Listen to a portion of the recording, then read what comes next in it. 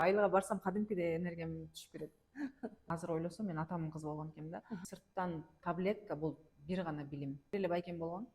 Башка колдой турган киши болгон эмес да. Жерди эч ким иштеп чыгара албайт. Жер ала бергиле, жерден утулбайсыңар. Бирок как изменить жизнь? Ар дайым ошонун суроонун үстүндө жүрөм. Дагы да кийинки деңгээлге, дагы да кийинки деңгээлге чыгарыш үчүн биз изденишибиз керек. Саламатсыздарбы? Нурайым Рыспамбетованын каналында кезектеги жакшы бир темага арналган подкаст. Нурай, маанай кандай? Ар дайым Кудай сонун. Ушул настройкасы булуңуздуку аябай жакшы, сонун. Бул сулугузду тааныйсыңар, билип калдыңар. Ал кыргыз рыногуна, онлайн рыногуна чыккан жакында эле. Көп жылдан бери бизнесте жүргөн, көп адамга бизнес насатчы, инвестициялар боюнча эксперт, ментор болуп аракет кылып келаткан адам. Нурай, сен жашооңдо жакшы көргөн бир адам бар. Ал Роберт Кийосаки.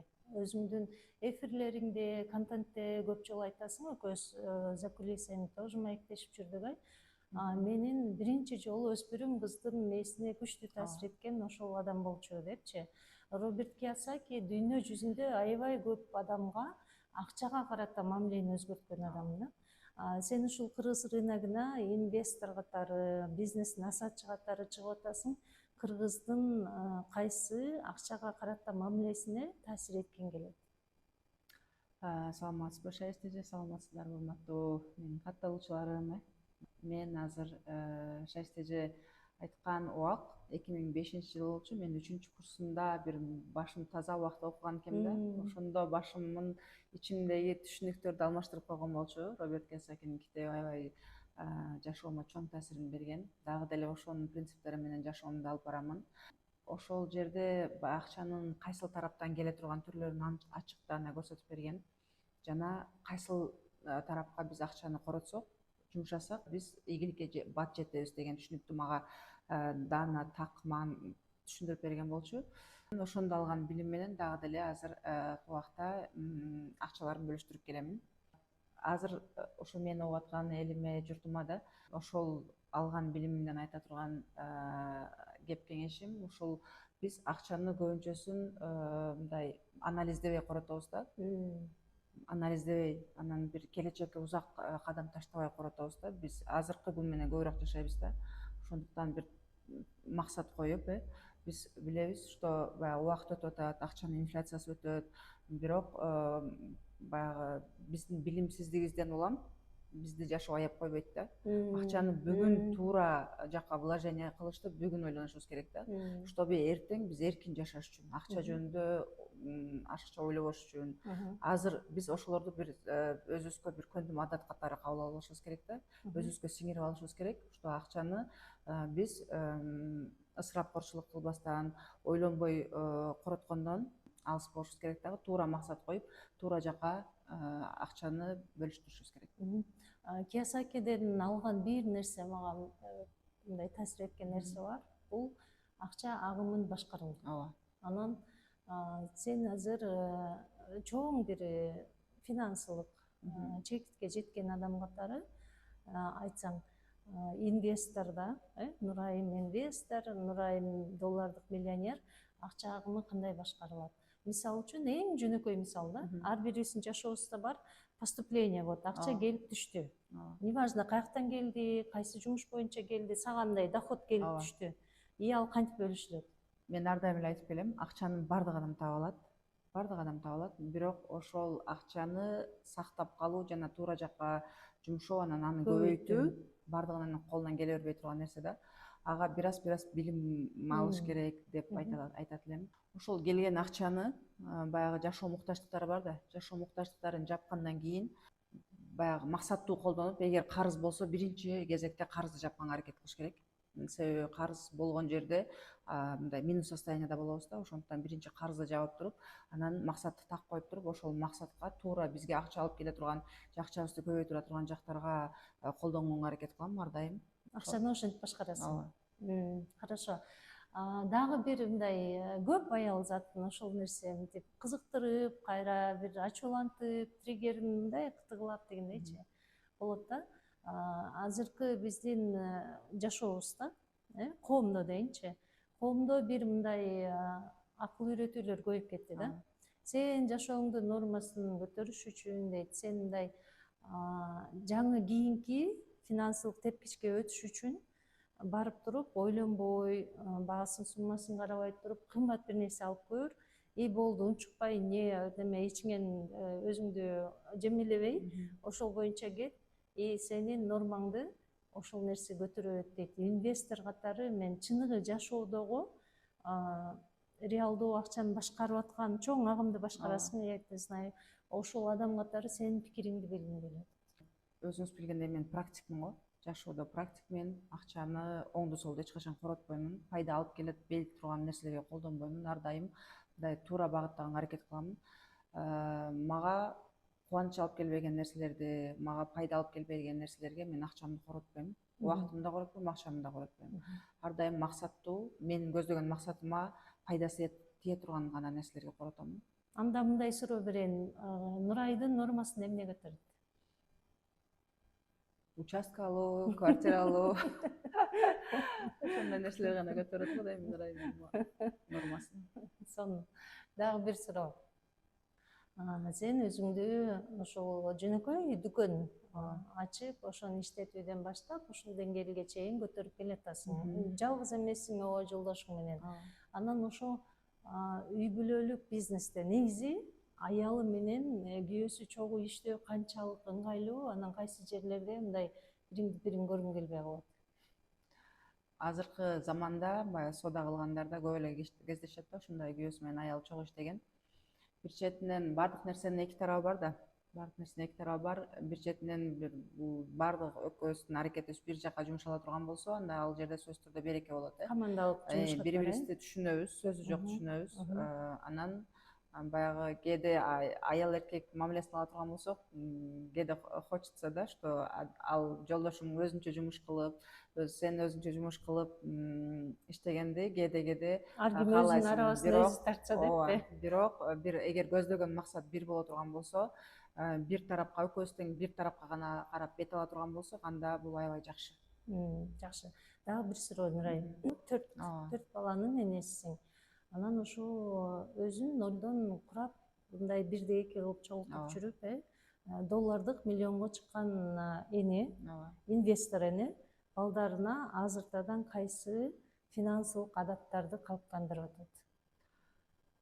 Мен азыр балдарымды мындай кыйын тарбияладым деп айта албайм. Себеби мен балдарым жаңы эле окууду бүтүп атышат. Ошондуктан мен алардын мындай тарбия кылдым эле, мындай болду деп азырынча рынокко анализ кылгандан алысмын. Бирок колуман келишинче мындай финансылык сабаттуулугу бар эне катары балдарыма мындай баардык нерсени алып берем, бирок акча жагынан бир аз кемейтип коем да. Мындай толугу менен мынча керек десе берип койбойм да. Алар бир аз муктаждыкты сезиш керек да. Ошондо сезгенде мындай голодный деп коет го, ошондо изденип баштайт деп ойлойм да. Баарына тап болуп жашай берсе, баардыгын телегейин тегиз кылып, муктаждыктарын алып беремин сөзсүз түрдө. Бирок мындай бүт нерсени бере турган болсок, бала изденбей коет да. Ошондуктан бир аз ошол финансы жактан ачкалыкты бир аз көрүш керек болот деп ойлойм. Бул реалдуу деп ойлойсуңбу? Сеники мисалы да биздин муун. Ал реалдуу болчу. Курсубуз ачка болчу чын элечи ал маалда. Анан биз аргасынан мени иштеткенбиз да.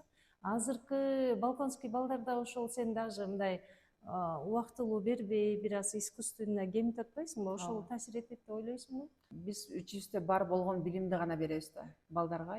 Жаштыгымды ала турган болсом, баардык нерсем бар болду, бирок мага мындай ашыкча акча карматкан эмес да. Мен ар дайым изденүүнүн үстүндө болгомун. Ошондой эле балдарымды да ар дайым изденүүдө болгула.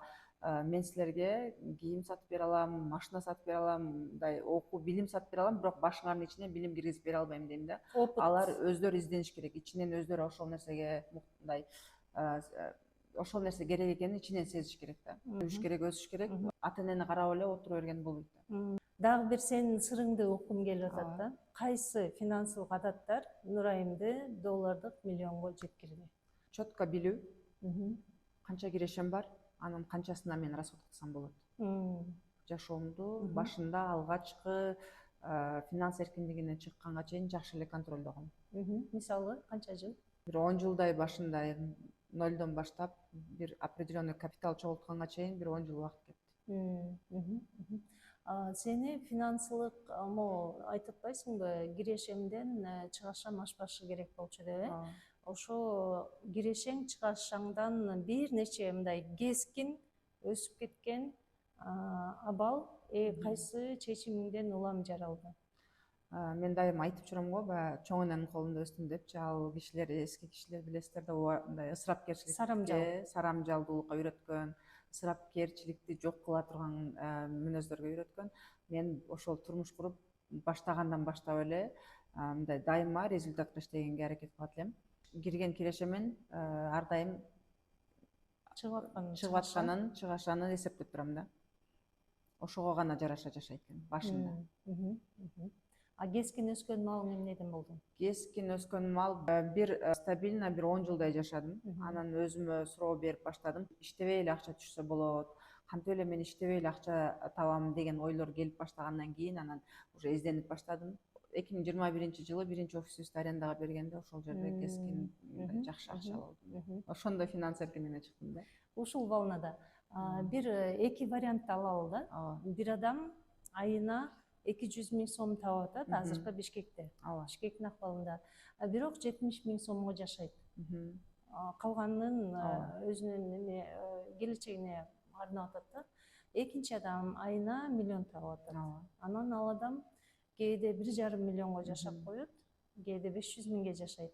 Кимиси биринчи бутка туруп, кимиси келечекте байыйт. Албетте, ар дайым өзүнүн үстүнөн контролдоп, туруктуу адаттары бар адам ийгиликке бат жетет. Ал сиз канча сом акча таппаңыз, эгер сиз акчаны оңду солду короткон болсоңуз, анда сиз сөзсүз түрдө мындай бат эле кыйроого учурайсыз деп айта алат элем да. Эгер сиздин акчаңызды эсептөөдө, туура багытка бурууда туруктуу бир адатыңыз бар болгон болсо, сөзсүз түрдө ал жерден канча сом киреше менен баштабасын, сөзсүз түрдө ал ийгиликке алып баруучу эң жакшы бир адат болуп эсептелет. Ушул жерде кыргыз айымдарын түйшүлүткөн бир суроону сурагым келип атат. Сен эми жанагы көп жылдан бери бизнесте жүргөн адамсың, өзүңдүн колуңда өзүңдүн тапкан кирешең бар дегендейчи. Бирок ошо үй бүлө ичинде ал жерде аялы бар, ал жерде күйөөсү бар, балдары бар, аялдын төркүнү бар, жигиттин кайын дегендейчи кызга, Ошол жерде аял затынын өзүнүн капиталы болушу, жеке өзүнө катталган недвижканын болушу, анын өзүнүн чөнтөгүндө өзүнүн акчасы үй бүлөлүк бюджетке тиешеси жок болушу канчалык маанилүү, канчалык реалдуу бул нерсе? Ар бир адам өзүнчө бир уникалдуу болгон сыяктуу эле ар бир үй бүлөнүн өзүнүн ичинде өзүнүн бир закондору бар. Анын баарыбыз эле билебиз, талашсыз нерсе. Көп учурда ишенимден көз каранды болуш керек деп айтам да. Аял менен күйөөсү акча таба турган болсо, сөзсүз түрдө бирөөсү финансы жактан күчтүүрөөк болот да. Ошол кимиси, неважно, аялыбы же күйөөсү болобу, кимиси финансы боюнча мындай финансылык бир аз билими бар, бир аз чечкиндүүлүгү бар, акчаны кармай биле турган адам болсо, ал мен ойлойм аялы күйөөсү айырмасы жок. Ошол адам гана ошол акчаны бөлүштүрүп, ошол адам кармаганы үй бүлө үчүн оң болот. Ал эми аял өзүнчө чогултуп, анан күйөөсү өзүнчө чогултуп, менин жашоомдо ал нерсе жок. Биз жолдошум экөөбүз бирге кармайбыз акчаны. Сага жазам, мага жазам недвижимостьтерди, ага жазуу, буга жазуу деле маселе талкуу жаралбайт. Ишенимден го деп ойлойм да. Бул үй бүлө үчүн, үй бүлө деген үй бүлө эки адам болгону менен бир жакадан баш, бир жеңден кол чыгарып, мындай береке келем десе, экөө бир тараптама карап иш кылганы эң туура болот деп ойлойм. Эмне үчүн бул суроону сага бердим? Мен кечээ Тредсте азыр билесиң, аябай талкуулар аянтчасы. Ошол жерден бир талкууну көзүм түшүп калды, талкууга. Ал жерде айтып атат да, бир молдо менен суроо жооп учурунда мындай болуптур. Аял киши өз алдынча күйөөсүнө тиешеси жок, акча чогултса болобу десе, ал акча арам деп айтыптыр да. Сенин пикириң кандай, көз карашың? Эми ал бир эле молдонун айтканы болушу мүмкүн, бирок негизинен молдолор динде аялдын өзүнүн акчасы, тапкан акчасы өзүнүкү деп айтылып жүрөт да. Дин боюнча жашаган адамдарда өзүнүн тапкан акчасы өзүнүкү деп айтылып жүрөт. А эркектики үй бүлөнүкү деп айтылып жүрөт. Багуучу катары эркек. Но менин ситуациямда биз жолдошум экөөбүз бир эле, кассабыз экөөбүздүкү бир эле, тапканыбыз бир эле, имущество бир эле, баардык нерсе балдарың да бир эле болгондон кийин сен бир мамлекетсиң да. Дагы бир нерсени сурагым келет, Нурай, азыр сен ал суроону бир аз мындай неме абайлап кабыл алат экениңди дагы билем да. Биз экөөбүз ошо 80-жылдары төрөлүп, өсүп, эки заманды көрүп калган адамбыз, Анан азыркы сенин балдарың 2000-жылдан кийинки заманды көрүп атышат, ошол заманда калыптанып атышат. Анан ортодо бир топ жыл бар, бирок ага карабай да. Жалпы улуттун бир өзүнүн мындай немеси бар да, нормалары, жашоо тартиби дегендейчи. Анан ошол жерде аял кишиге көбүрөөк мындай жүк, больше моралдык жүк жүктөлөт да. Сен азыркы деңгээлиңе жетип, бардык тарабың тегиз болуш үчүн мен ишенимдүү эле айта алам, сен далай нерсени жутуп койгонсуң да. Жутуп койгонсуң. Бул бир аз мындай провокационный деп кабыл алышың мүмкүн, бирок смотри, сен чыдаган, сен басып өткөн, сен жутуп койгон нерселерди кызыңдын жутуп коюшун каалайсыңбы? Кызыңа кандай аял болушун, анан үй бүлөдө анын орду кандай болушун каалайсың? Негизи бала ийгиликтүү болуш үчүн ата эне билимдүү болуш керек деп айтам да. Биз кандай кыйынчылык, бул жерде бул баягы биздин төрөлүү убактыбыз, замандын баардык заман калай калк ошол маалга туура келип калгандыгы бар, сөзсүз түрдө.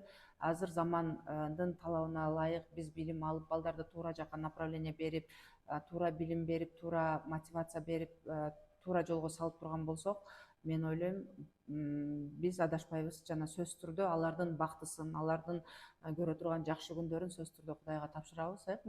Бардык нерсе Аллахтын колунда. Биздин ишибиз аларга мээрим берүү, сүйүү берүү, туура жол көрсөтүү, баталоо, ошол менен эле чектелет экенбиз да негизи. Албетте мындай жөн эле эне катары, конечно, мен биз көргөн кыйынчылыкта балдарымдын бирөөсүнө дагы, уулума дагы, кызыма дагы каалабаймын. Алардын мындай кыйынчылыкты көрбөй, сразу эле ийгиликтүү болуп кетишин. Чоң кадам жасап масштабтарга чыгышын каалайсың. Кыйынчылык көрүшүн каалабаймын сөзсүз түрдө, бирок өнүгүшүн, өсүшүн албетте Кудайдан тилейм. Бирок кандай жол менен ал кантип келет, ал Аллахтын иши.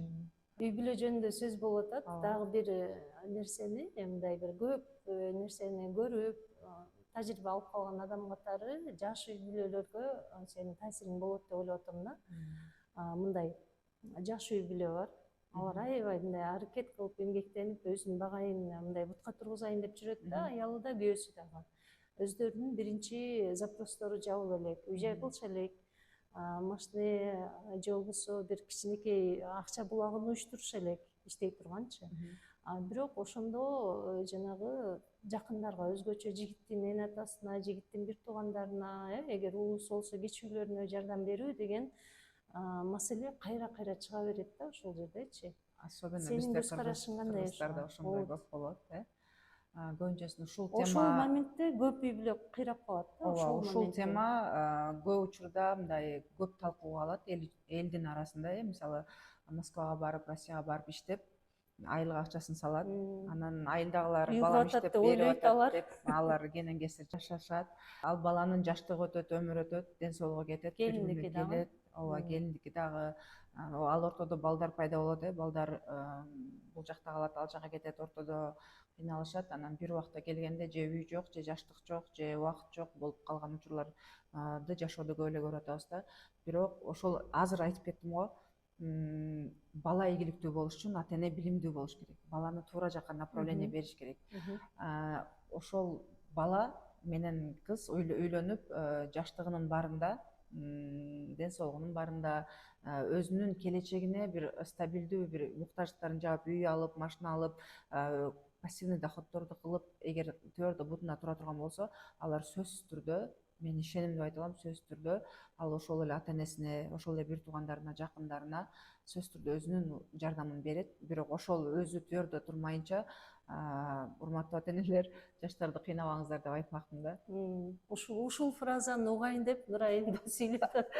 Себеби биз экран артында Нурай экөөбүз ушул жөнүндө аябай көп сүйлөшөбүз, мындай талкуу көп болот да, чын эле. Көп жактарда иштеп жүрүп, акча которуп, анан үйдөн да жок, ден соолуктан да жок, жылдан эң негизгиси жаштык өтүп атпайбы, алардын. Анан ошону карап туруп, эне ата өзү да жаш да, Ооба. бөлүнүштүү да, ошол маалда канчалык эрте болсо балдарым бутуна туруп кетсин деп аракет кылбайбы деп мен ошол ичимдеги неме аябай Бул нерсе күчөтөт ошол суроочу. бул нерсе ата эненин түшүнүгүнө деле байланыштуу болот да.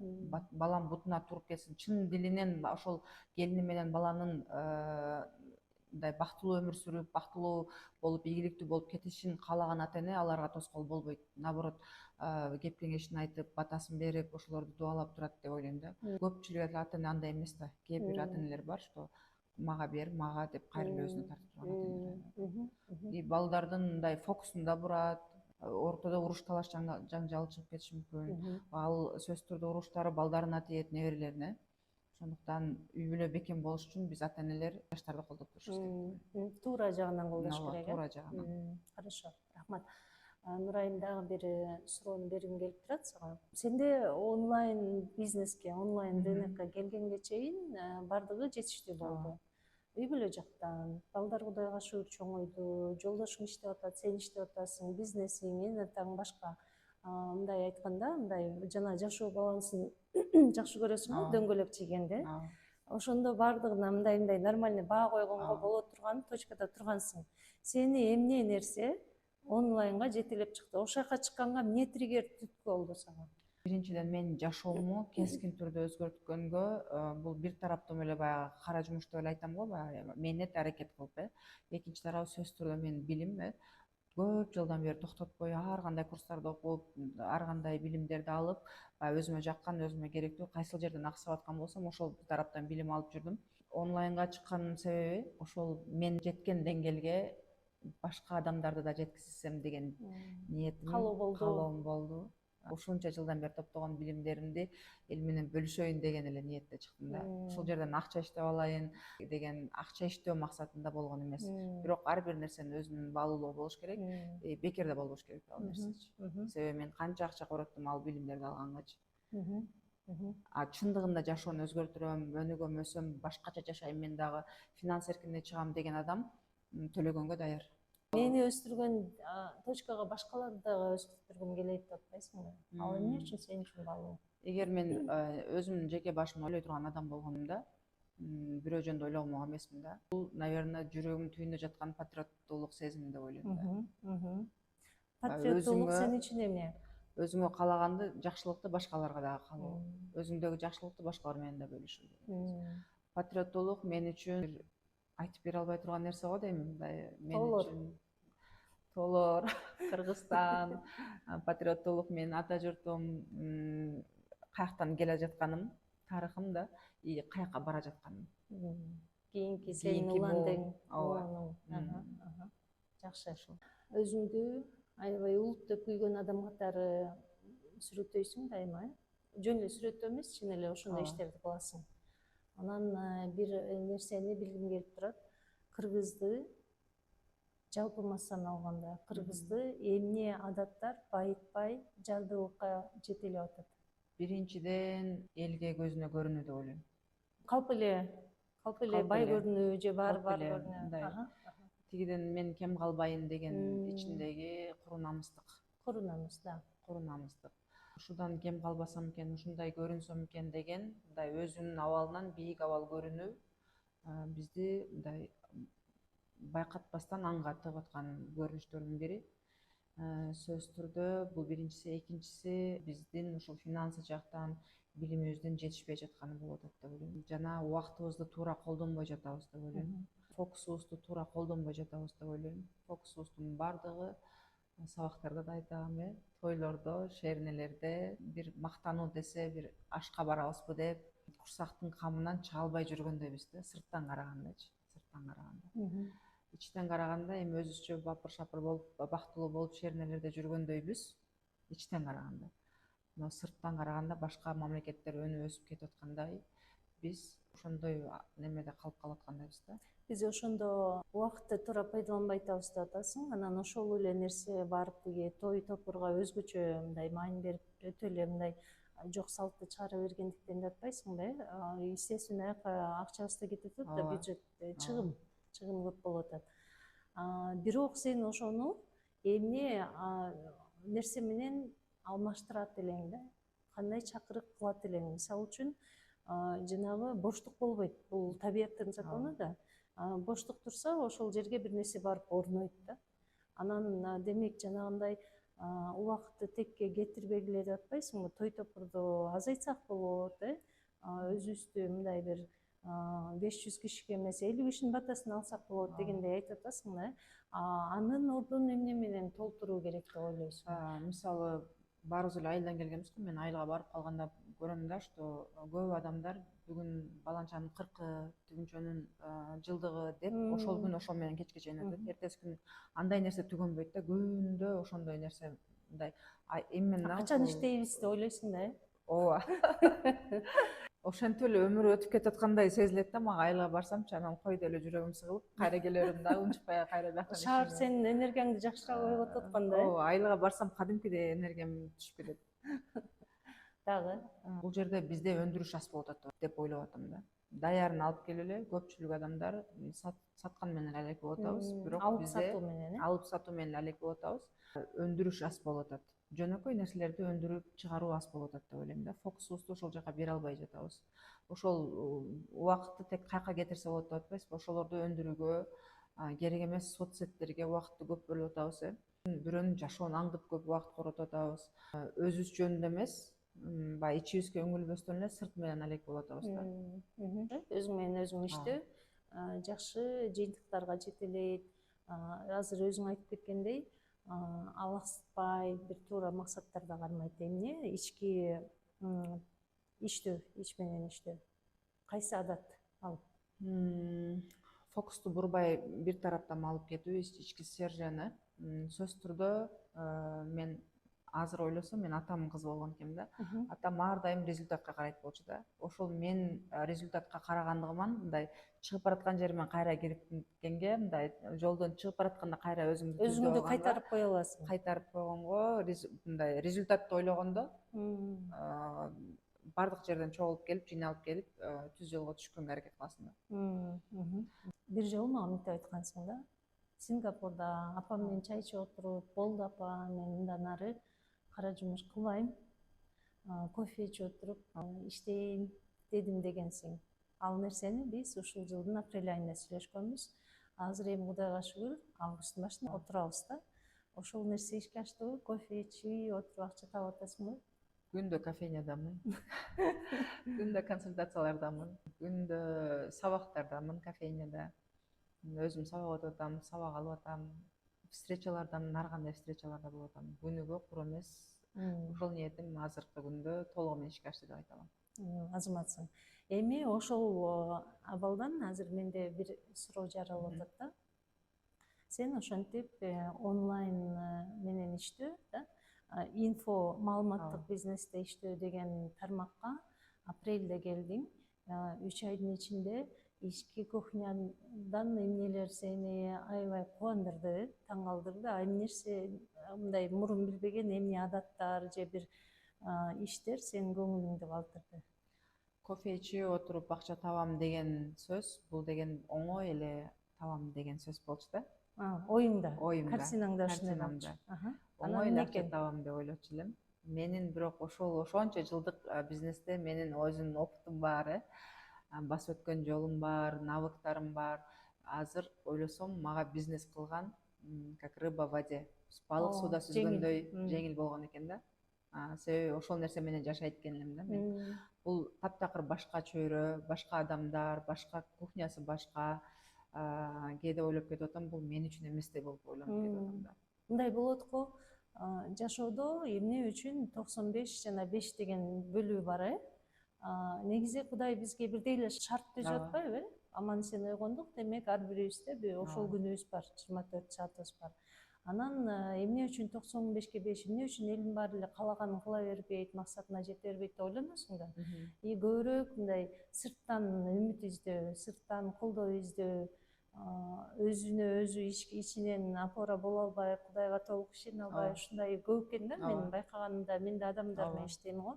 Анан ошондо бизнесинде кайсы тармагын баштабасын дайыма плюска чыгарып көнүп калган Нурай азыр жана өзү иштегиси келбейт, өзүнүн жашоосуна жоопкерчилик алгысы келбейт, бирок сырттан сыйкырдуу таблетка издегендерге урунуп атасың да. ооба. Анан кантип атасың? Ошолорго насаатчылар эмне кылып бере аласың? Биринчи кезекте айтарым, сырттан таблетка бул бир гана билим.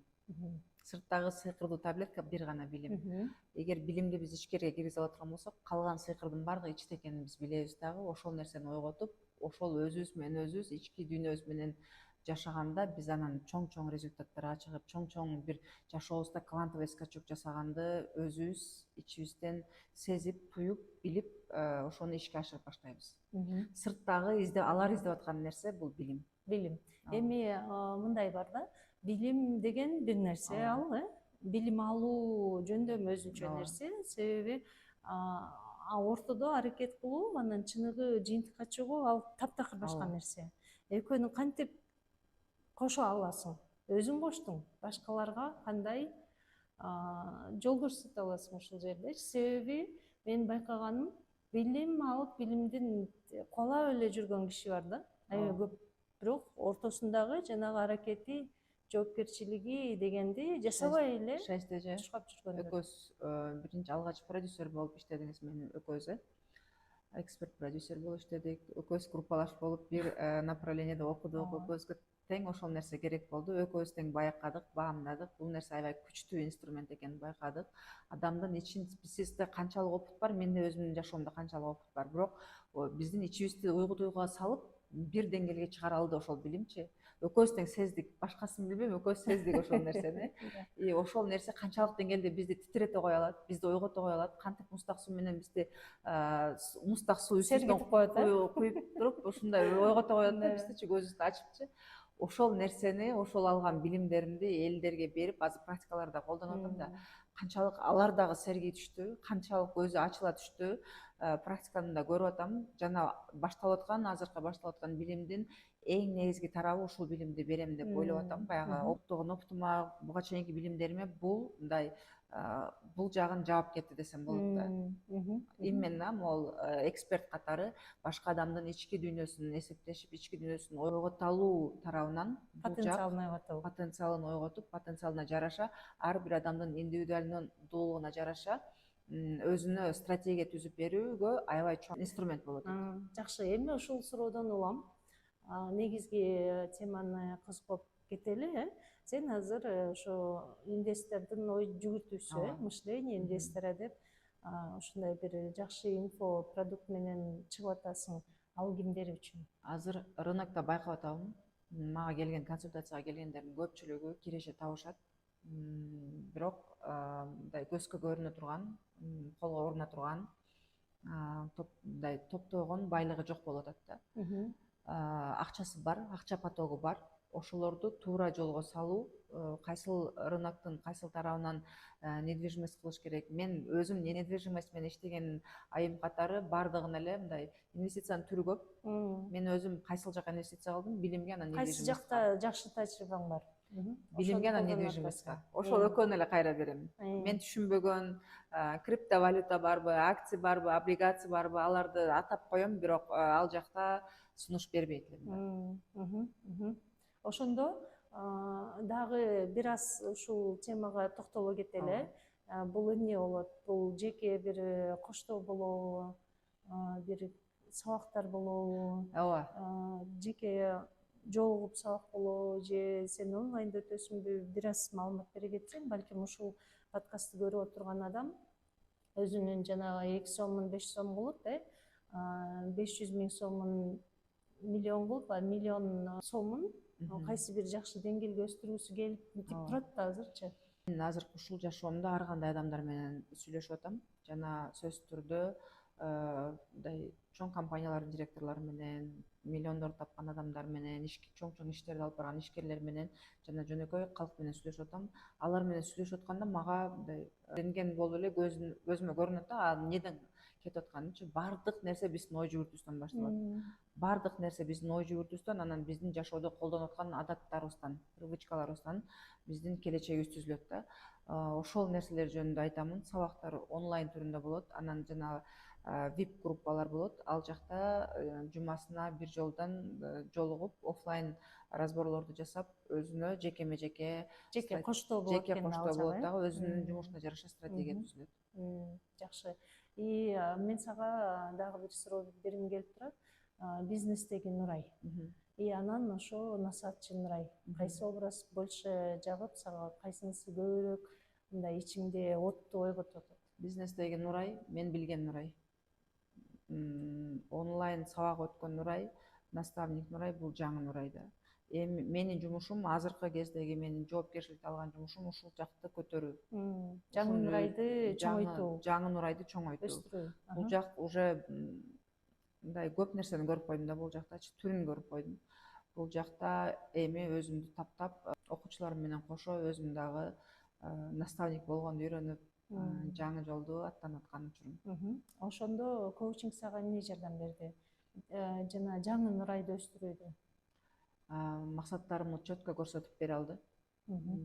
Кайсыл тарапка жылышым керек экенин, 1 жылдан кийин өзүмдү кандай көрөм, 5 жылдан кийин кандай көрөм, элестетип, ошол нерсе жагабы же жакпайбы ичимден сезе алдым да. Жакшы. Эми бүгүнкү Нурай өзүн бизнестен сынап көрдү, үй бүлөдөн сынап көрдү, коомдук иштерден сынап көрдү, кайрымдуулук иштерден сынап көрдү. Анан азыр эми ошо маалыматтык бизнесте сынап көрүп атат. Ушул графта финансылык эркиндикке чыккан Нурай 18 жаштагы Нурайга эмне кеңеш берет эле? Ошол маалда сен үчүн эмне маанилүү эле да, кайсы маанисиз эле нерсеге чарпыла бериптирсиң? Кайсыны кылбай эле кой демексиң? Барлык нерсе ишенимден башталат. Өзүңө ишен. Сенин колуңан баары келет. 18 жаштагы кыз ишенеби ошентип айтсаң? Ошол 18 жашымда ошол байкемдин 2 сүйлөм сөзүнөн менде ишеним пайда болуп, азыркыга чейин ошол ишеним менен дагы деле мени көтөрөт. Ошол 2 эле сүйлөм сөзүчү. Ишенмек го дейм. Себеби ошол маалда ошол бир эле байкем болгон. Башка колдой турган киши болгон эмес да. Бир эле байкемдин сөзүнө ошентип ишенип. Ишеним деген бул өтө сонун нерсе экен. Азыр мага консультацияга келип аткандарга да ишениңизде болот десем, чын эле болобу дешет да. Ишенимди биз, оказывается, мындай наоборот, сенин колуңан келбейт, кое бер. Башка тынч эле отур, сен дагы бир нерсени баштайсың, бир нерсенин үстүнөн чыгасың деп бири-бирибизге көп айтабыз. Ишеним сөздөрүн, колдоо сөздөрүн, давай сенин колуңан келет деген сөздөр жөнөкөй жашоодо бизде жоголуп бараткандай да. Дагы эмне айтмаксың? Кайсы нерсеге көңүл бөлбөй эле кой, ага нерв болбо демексиң? Же убакыт бөлбө демексиң? Кыйынчылыктардын баардыгы убактынчалуу экен. Ал жөн эле басып өтө турган эле биздин бир кусок жолубуз экен. Ошого ошончо нерв кетирбе, жүрөгүңө салба демекмин. Дагы? Сөзсүз түрдө билим ал демекмин. Ошондо эле 18 жашымда эле эми ал маалда билим десе биз ойлоптум да, мен юрфакты тапшырып, университеттин академический билимдерди. Абройлуу бир университет. Ооба. Мектеп ал база деңизчи, бирок ой жүгүртүүнү гана өзгөрткөнгө жардам берди, бирок университет. А так алган мындай билимди жашоодо так колдонбошубузду баарыбыз эле билебиз. Эч кандай гарантия, азыр мисалы мага келгендер сурайт, сизде гарантия барбы дейт да. Биз университетке баратканда университеттен гарантия сурабайбыз го. Гарантия берген. Гарантия, мен мисалы азыр балдарыма $5000 төлөйм, бир баламачы, ар бир балама. Мектебине жөнөкөй эле 1-2 класстагы балдарымачы. Эч кандай гарантия сурабайм да. А бул жерде убактынчалуу бир 5000 сомдукпу же бир 10 000 сомдукпу сабакка келсе деле гарантия барбы деп сурашат да. Жашоого эртең ойгонушубузга гарантия жок го өзү. Ошондуктан баардык нерсе биз аракетти гана кыла беришибиз керек. Кандай кылып Кудайым бизди кайсыл жака буруп кетет, кайсыл жактан рызкысын берип коет, кайсыл жактан төгүп коет, аны Аллахым өзү чечет. 18 жаштагы Нурайга билим ал демек экенсиң, өзүңө ишеним демек экенсиң. Дагы кайсы жакка көңүлүм буруп коймоксуң ошол? Сырт менен убара болбой, ичиң менен көбүрөөк иште демекмин. Ички ой чабытты, горизонтту кеңейт. Биз эл эмне дейт менен көбүрөөк убара болуп калабыз да кээде. Инвестор Нурайдын кеңешин уккум келип атат. Эгер адам кыска аралыкка бир мындай доходун өстүргүсү келип атса, кайсы жакка акчасын бурганы жакшы? Алыскы аралыкка иштей турган неме инвестиция катары эмнени көрөсүң учурда кыргыз рыногунда? Ар бир адам өзү билбеген, изилдебеген жагына акчаны салуудан этият болуш керек. Себеби билбеген жерде сөзсүз түрдө толтура каталар кетет. өзү анализдеп билген рыногуна гана акчаны салыш керек да. Кайсы тармак жакшы иштеп атат? Эгер акча жетип турган болсо, поток жакшы келип аткан болсо, сөзсүз түрдө недвижимостьке акча салган бул ар дайым өзүн актайт дейм. Жакшы локация болсо, сөзсүз түрдө ар дайым мен сабактарда дагы жердин производительности жок деп айтам да. Жерди эч ким иштеп чыгара албайт. Жер ала бергиле, жерден утулбайсыңар. Туура локация кайсыл тарапка өсө турган болсо, хотя кайсыл тарап айылдарда деле жердин баасы өсүп атат. Любой жерде жердин баасы өсөт. Немени жайтты. Ооба, мурда эч ким албаган жерлердин деле бааларын билесиздер азыр кандай болуп атат. Ошондуктан эгер акчаңыздар бар болгон болсо, сөзсүз түрдө жерге вложение кылыңыздар деп айтат элем. Инвестиция кылбай жүрө бере турган болсок, сөзсүз түрдө сырттан кишилер келип, сырттан чоң чоң келип биздин жерлерди тартып алып жерге элик кылуучулар чыга анан берет. тартпа бербе деп ызылдагандан көрө барып туруп өзүбүз инвестор болгонубуз эң бир туура вариант болот да. Мисалы, бардык нерсе ой жүгүртүүдө эч эже сизге суроо. Эгер сиз миллиондорду табасыз, мен билем.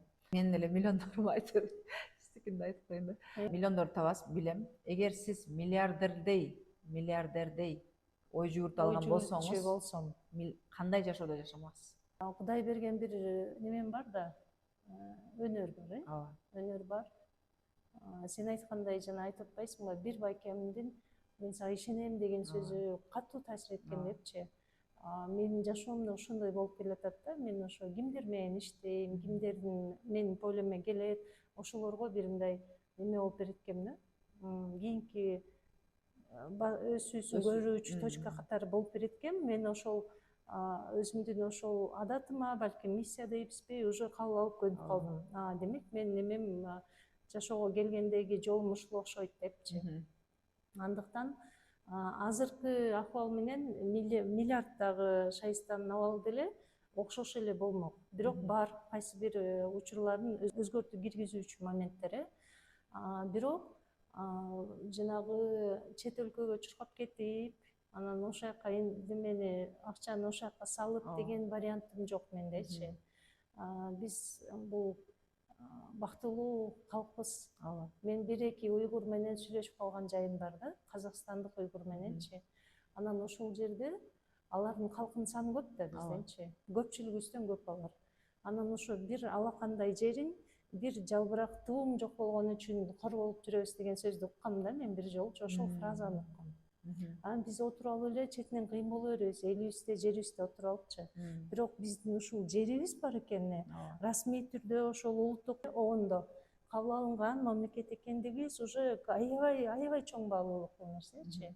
Айырмасы жок. Ким жетекчи болуп келип атат? Ал жетекчилер келет кетет. Бирок биздин сен экөөбүздүн жарандык, кийинки муундун жарандык жоопкерчилиги ошол жетекчилерге улам бир кестирип сатып же бир туура эмес чечимдерди кылганына просто уруксат бербеш керек. Биздин жарандык жоопкерчилигибиз, экөөбүздүн патриоттугубуз ошондо. Сакташыбыз керек могу мамлекет деген нерсени. Элибиз кемейбесин, жерибиз кемейбесин, азыркы айткан сөзүбүз. Эгер сайыста миллиардга өтсө, мындан дагы көбүрөөк жоопкерчиликтүү болмок да ошол багытта. Миллиардтай ой жүгүртүүнү билгенибизде биз миллиардер болот элек да. Эми баратпайлы ошол жолго. Эми айтайын дегеним, биз канчалык деңгээлде ой жүгүртө алабыз, жашоо шартыбыз, көз карашыбыз, келген кирешебиз дагы ошого эле жараша болот да. Өзүнүн ичиндеги ойлорун өзгөртпөй эле элдер миллиондор тапкысы келе берет дагы, бирок ал мындай болбогон эле иш да. Тапса деле ал убактынчалуу, себеби аны башкарууга анын билими жетишпейт, деңгээли жетишпейт. Адам биринчи сырттагы миллионду эмес, ичтеги миллиондук деңгээлдеги ой жүгүртүүдөн өзгөртүүдөн башташ керек. Ошон үчүн мен сөзсүз түрдө билем, менден канча эсе бийик адамдар бар бизде. Эгер ошолор окутса, мен да окуйт болчумун да. Ошо бизде бар, миллиардерлер деле бар. Бирок окутса, мен окуйт болчумун ошолор. Бирок мен элге эмне бере алам? Кыргыздын патриот кызы катары мен өзүм жеткен деңгээлде практик катары алган билимдеримди мен да бөлүшө алам. Ошо өзүмдүн деңгээлиме чейин бөлүшө алам. Бирок аларга бөлүшүп атып, мен да өзүмдүн деңгээлимди сөзсүз түрдө көтөрүшүмдү билем. Жана улам баягы мен деңгээлиме чейин өсөм дегендерге өскөнгө билим бере алам. Азыр эми инвестор, эне, бир үй-бүлөнүн кожойкеси, бизнестеги миллиондогун Нурайдын кыялы ошондо деп десек болобу. Негизи азыр ушул тапта Нурайдын кыялы эмнеде? Туура айттыңыз. Үй бүлөдө, бизнесте, жолдошума жубай болуп, ата энемдин кызы болуп, бир туугандарымдын бир тууганы катары, туугандардын тууганы катары азыр учурда баары менен эч жактан мындай кемип калган жок да. И менин бир азыркы учурдагы ошол мындай унчукпай эле жабылып отура бергенден көрө ошол ачылып, ичимдеги дүйнө менен, сырт менен, коомчулук менен бөлүшүү бул менин азыркы учурдагы миссиям деп кабыл алдым. Рахмат, Нурай. Эми ушул маегибизди жыйынтыктап жатып, мен бир суроону сурагым келет да. Кайсы ушул жашка чейинки чечимиңе сен өмүр бою ыраазысың? Биринчи жолу ошол «Как изменить жизнь» деп жазгам деп айтам го. Улам Интернетке биринчи доступ алганда, ооба, интернетке биринчи эле доступ алганда бардык нерсе бар болчу ошондо менде. Бирок «Как изменить жизнь» дагы деле ошол суроонун үстүндө жүргөнсүң. Суроону ар дайым ошонун суроонун үстүндө жүрөм. Дагы да кийинки деңгээлге чыгыш үчүн биз изденишибиз керек. Ушул мага жетет деп эле отуруп калган, албетте шүгүр, баарына шүгүр, ыраазычылык. Бирок ар дайым биз изденүүнүн үстүндө жүрүшүбүз керек. Ошол мен изденүүдөгү жүргөн Нурай мага ар дайым жагат. Ошол биринчи жанагы интернетке кирип, ошол суроону бергениң сен үчүн аябай мындай маанилүү учур болуптур да. Ошол айтып атам, ошондо биринчи жолу бердим, бирок ошодон кийин токтогон жокмун да. Ар дайым өзүңүз билесиз, ар жактан баардык мүмкүнчүлүктүн баарын колдонуп көрөм. Ар дайым изденүүдөмүн. Кантип деп бир иш баштаган болсом, ошол жака болушунча колуман келишинче аракет кылганды жакшы көрөм. Нурайым азыр маегибизди жыйынтыктап атып, мен дагы бир жолу көбүрөөк адамга маалымат жеткирип коюшуңду каалап атам да. Инвестордун ой жүгүртүүсү курсу боюнча азыр ушул жаңы потокко жетишеби, ушул маекти көргөн адамдар же жетишпей калып сага пока консультацияга жазылып кийинкисин күтүш керек болобу?